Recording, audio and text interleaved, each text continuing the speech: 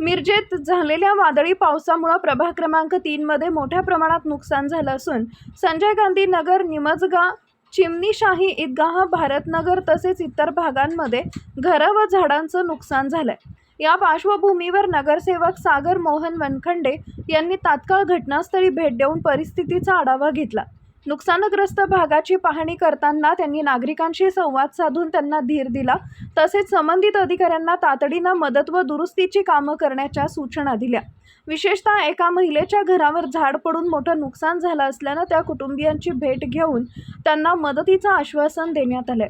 या पाहणी दौऱ्यात संबंधित अधिकारी, महापौर तसेच भागातील नगरसेवक उपस्थित होते।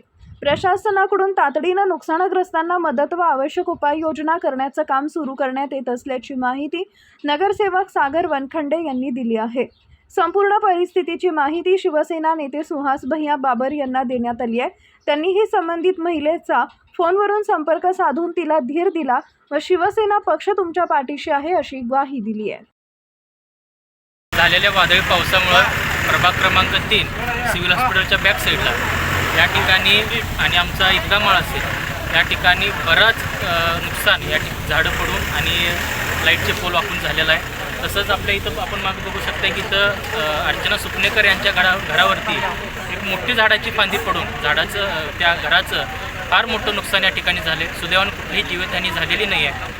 आणि असं या सुपनेकर मॅडमांनी या ठिकाणी गेली 4 ते 5 वर्ष झालं या झाडाचा आम्हाला धोका आहे, हे झाड कधीही आमच्या घरावर पडू शकते, आमच्या कुटुंबियांना यांचा धोका या वारंवार निदर्शनास आणूनसुद्धा या महानगरपालिकेकडून आणि या विभागाकडून कोणतीही या झाडाबाबतीत कारवाई झाली नव्हती।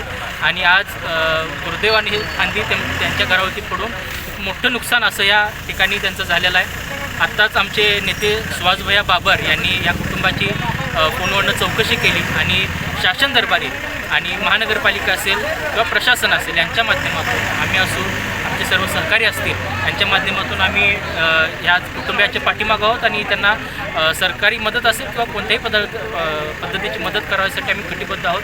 तसंच ईदगाहवरती जे नुकसान झाले, ईदगाह कमिटीची सर्व टीम असतील, माझे सर्व मुस्लिम बांधव असतील, त्यांनी सर्व या परिस्थितीला सामोरं जाऊन या इथल्या नागरिकांची बरीच मदत त्या ठिकाणी केल्या।